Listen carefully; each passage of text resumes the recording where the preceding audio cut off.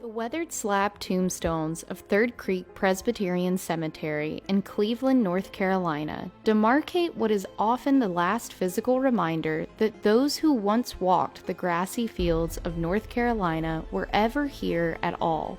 They stand like petrified wreaths in memorial to those sometimes forgotten.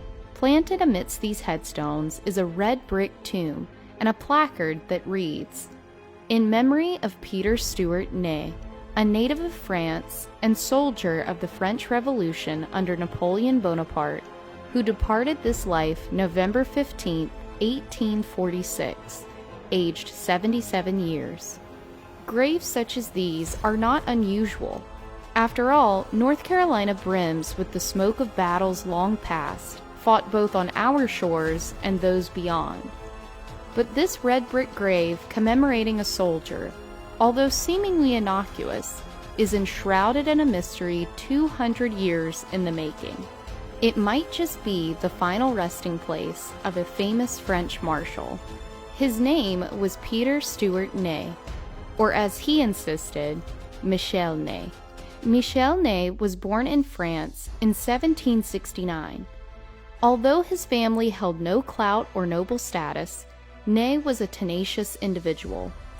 His ascent through military ranks began in the French Revolution and continued into the Napoleonic Wars.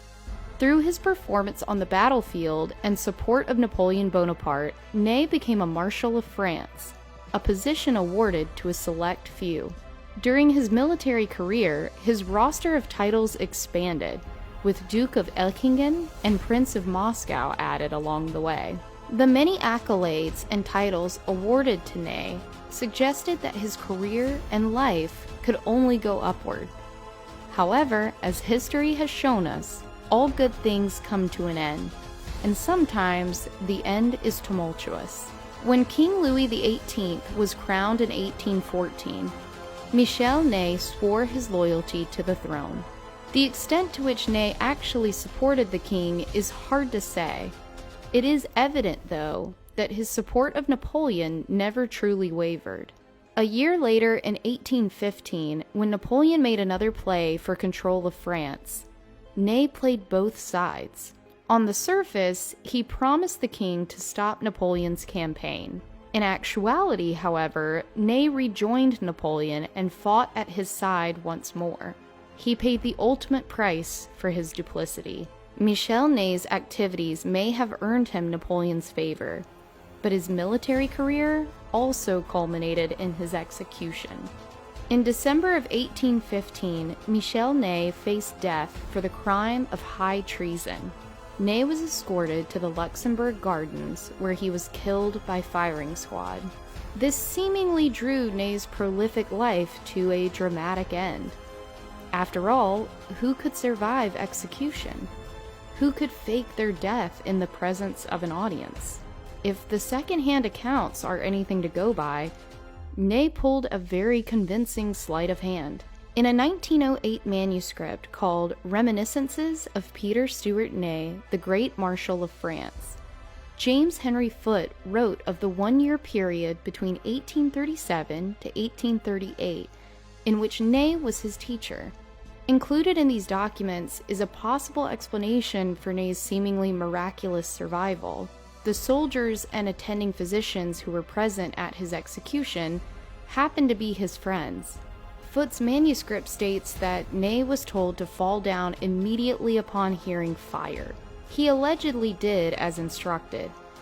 The physicians swooped in, falsely proclaimed him dead, and relied on a bait-and-switch maneuver to haul away two caskets, one empty and one bound for burial at Pierre-la-Chaudière, and the other carrying Neys, who would end up in Bordeaux.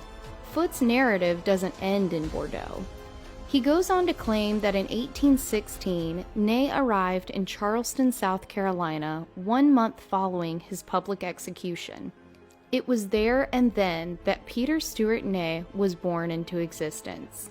He traded his career as a soldier for that of a teacher. Neys, according to Foote, was a no-nonsense teacher, commanding his pupils with a strict militaristic attitude. He was described as a tall, red-headed, imposing figure, the same descriptors used for Marshal Michel Ney. His body was also allegedly marked with what looked like battle scars.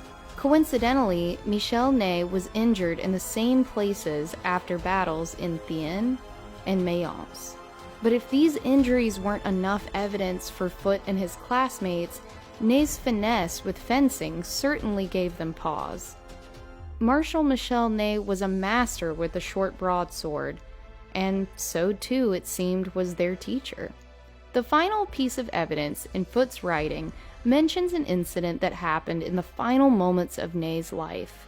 As he lay dying in Rouen County, his parting words to his doctor were these: "I am Marshal Ney of France."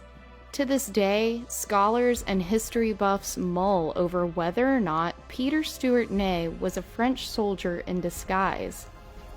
They've compared handwriting samples, charted out corresponding timelines, and dug through dusty records in an attempt to corroborate or decisively disprove Ney's identity. Neither side has been successful. Closure may never come to this mystery, but what we are left with is still invaluable. A story worthy of a Dickens novel.